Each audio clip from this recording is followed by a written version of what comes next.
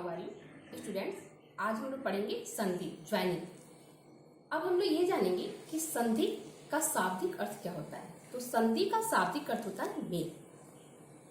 जब दो वर्णों के मेल से एक विकार उत्पन्न होता है, अर्थात उसमें परिवर्तन आता है, तो उसी को हम व्याकरण में संधि कहते हैं।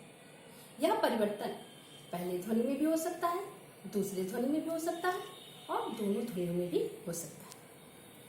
दोनों ध्वनियों के मिलने से एक नया रूप धारण होता है। इसी प्रक्रिया को हम संधि कहते हैं। संधि में हम पहले शब्द की अंतिम ध्वनि लेते हैं और दूसरे शब्द की प्रथम ध्वनि लेते हैं। इन दोनों के मेल से जो परिवर्तन होता है उसे ही हम संधि कहते हैं। अब हम यहाँ समझेंगे कि संधि को उदाहरण के द्वारा। देखिए, ये शब्द हमारा है हरि धन ईस। ये हरि में ये छोटी ई दिखाई दे रहा है और यहाँ पे ईस का ये बड़ा ई है, यानी छोटी ई और बड़ी ई मिलके हमारा बड़ी ई बन गया है।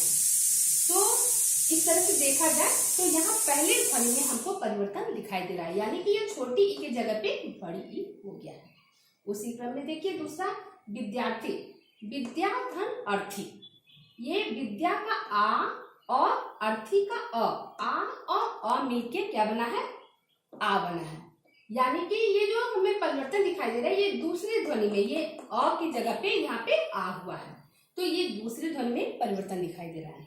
इसी क्रम में देखिए देव धन ईस, देवेश, यानी कि ये अ देवेश, देव का अ और ईस का ई, अ और ई मिलके बना है ए, देवेश। यहाँ पे पहले और दूसरे दोनों ध्वनियों में परिवर्तन दिखाई दे रहा है। अब हमारा आ रहा है संधि विच्छेद क्या होता है।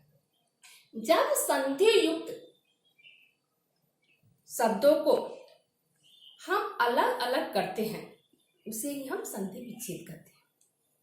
दूसरे तरह से समझिए तो संधि को अच्छे से समझने के बाद जब हम उसे पृथक करते हैं और पृथक करने के बाद उससे अपने मूल रूप में ला देते हैं, उसे ही हम संधि विच्छेद करते हैं।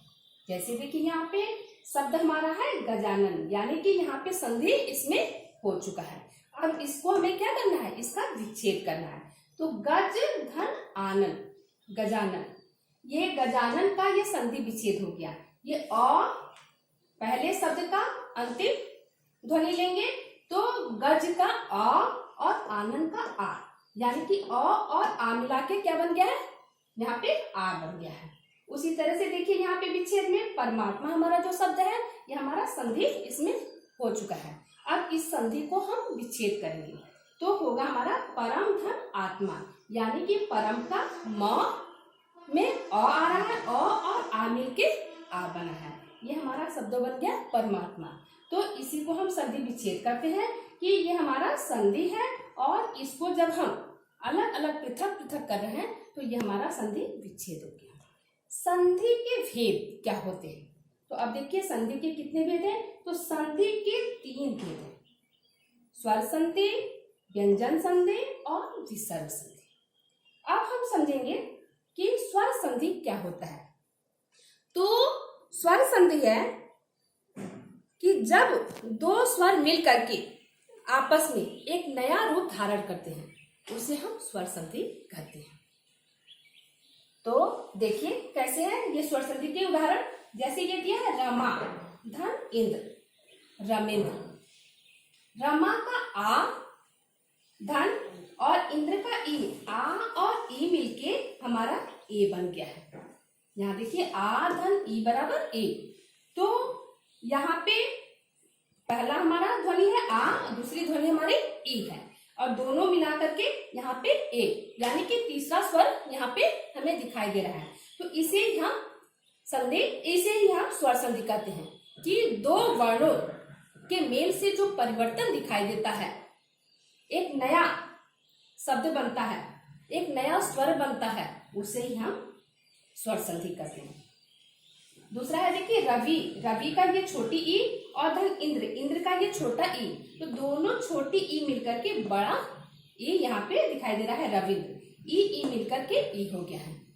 तो स्वर संधि हम उसे ही कहते हैं कि दो वर्णों के मेल से जो नया रूप धारण करता है, जो तीसरा नया स्वर बनता है, उसे ही हम स्वर संधि कहते हैं। अब हम पढ़ेंगे स्वर संधि के भेद। स्वर संधि के कितने भेद होते हैं? तो पहला है दीर्घ संधि, दूसरा है गुण संधि, तीसरा है वृद्धि संधि, चौथा है यड़ संधि और पांचवा है अयादि संधि। यानी कि स्वर संधि के हमारे 5 भेद होते हैं।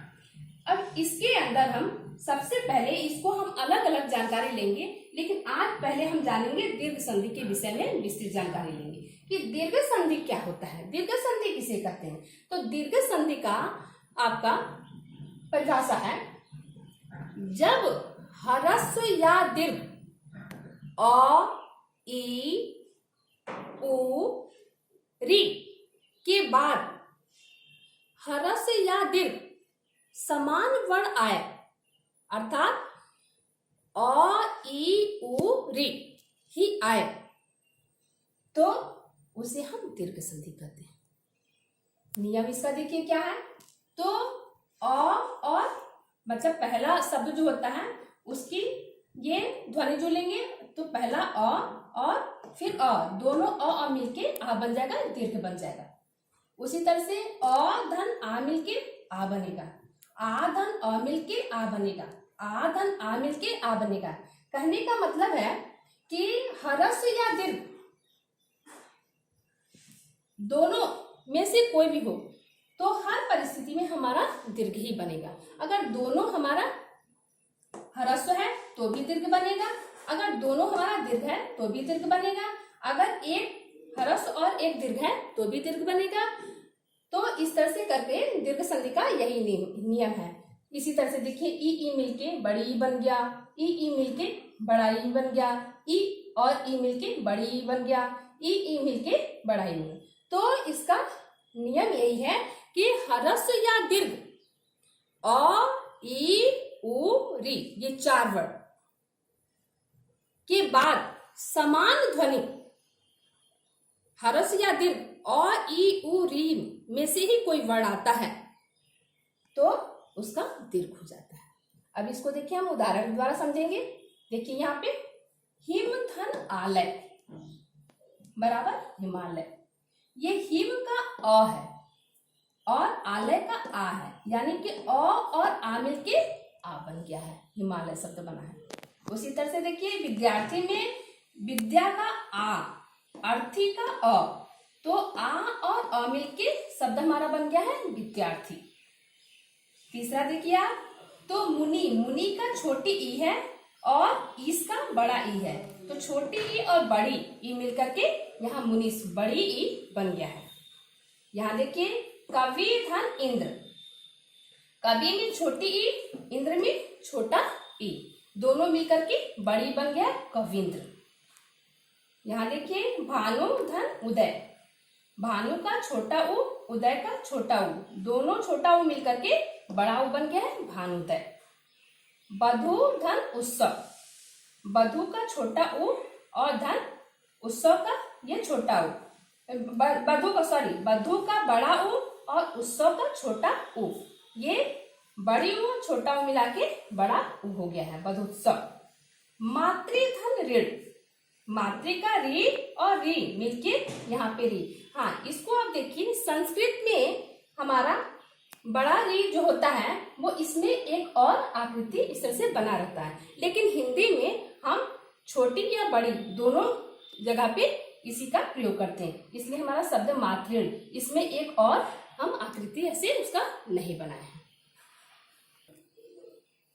तो स्टूडेंट्स आज हम लोग दीर्घ संधि तक ही पढ़ेंगे और अब इसके आगे पार्ट 2 में हम स्वर संधि के सारे और जो भी आपके भेद हैं, गुण, वृद्धि, यड़ और अयादि, इन चारों के विषय में विस्तृत जानकारी प्राप्त करेंगे।